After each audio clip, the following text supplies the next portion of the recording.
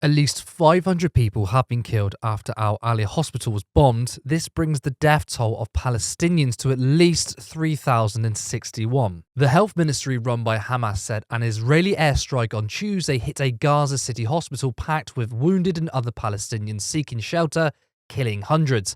If confirmed, the attack would be by far the deadliest Israeli airstrike in 5 wars fought since 2008. But Israel has denied that it was them and instead has blamed Hamas. The whole world should know it was the brutal terrorists in Gaza who struck the hospital in Gaza, not the IDF.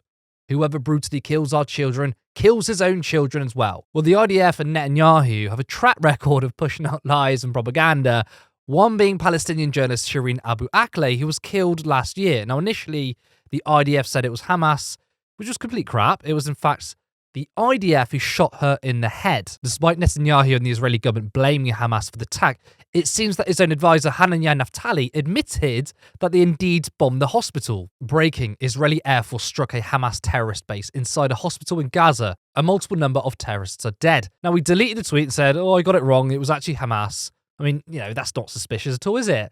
We also have MSNBC questioning Israel's denial. This is an absolutely classic fog of war situation, and we should be really clear. NBC News is not able to get into Gaza right now. The Israeli border is sealed. The Egyptian border is sealed. Our teams are not able to get there and to verify this directly. We should also say that the Israeli military, at this point, is not providing any evidence to back up its claims that this was a Palestinian Islamic Jihad rocket. They are citing intelligence that they have not yet made public. We should also say that this kind of death toll is not what you normally associate with Palestinian rockets. These rockets are dangerous, they are deadly, they do not tend to kill hundreds of people in a single strike. Even more interesting is this. Breaking, Al Jazeera reports that the IDF spokesperson says they had warned regarding evacuating the Al Ali Baptist Hospital as well as 5 other hospitals. So first, we have the Israeli government saying they did bomb the hospital because Hamas were operating there.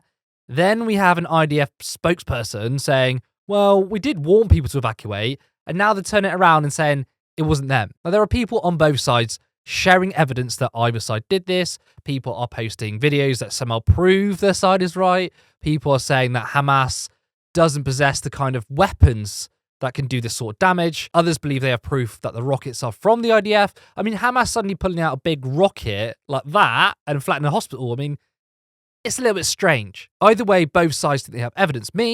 I personally think that Israel did it. Why? Israel's end goal is to completely take over the entire land, to wipe Palestine off the map. All their actions show they're pushing genocide. Do you really think they care about killing innocents at a hospital? They don't. In fact, they ordered the evacuation of 22 other hospitals in Gaza. The Al Ali Baptist Hospital, which was bombed on Tuesday night, is one of 22 hospitals in northern Gaza which were ordered by the Israeli military to evacuate their patients and staff within 24 hours or be responsible for the consequences. The Israeli evacuation order was issued late on October 12th and drew swift condemnation from the World Health Organization and other UN agencies. Now, why would they do that? What would be the point if they didn't plan on attacking hospitals in Gaza? I mentioned before about the track record of Israel and the IDF's lies. Here, we have an IDF spokesperson denying Israel had bombed the Rafah border crossing. Well, it turns out they did. We are not bombing the Rafah crossing. Now, you'll remember we've been talking all day about the Rafah crossing. There were reports of an airstrike hitting the Rafah crossing. We've had news from our reporter in Gaza, Rushdie Abu-Alouf, and he has confirmed to the BBC that Rafah was indeed hit by an airstrike. According to Rushdie, he says the building on the Palestinian side of the crossing has been damaged. He also reports that there's damage to the road between Gaza and Egypt. So that report there on that reported strike on the Rafah crossing. There is always misinformation surrounding war. You've got idiots like Ben Shapiro showing fake AI pictures of burnt children to invoke an emotional response to rally behind Israel. The Israeli government does this all the time. This image here, which is not real, it's a studio with fake blood. So you can see the blood in the paper is pink. And if it was real, it would show up dark red. There's actually a community note showing this, but strangely, the note has been deleted. And with that image is a message saying, "Little Mary Jane's colouring books left open, a stuffed animal. This could be your child's bedroom." No words. If Israel has to spend so much time on the PR, then it kind of proves they're not the good guys. Just please don't fall for the Israeli propaganda machine.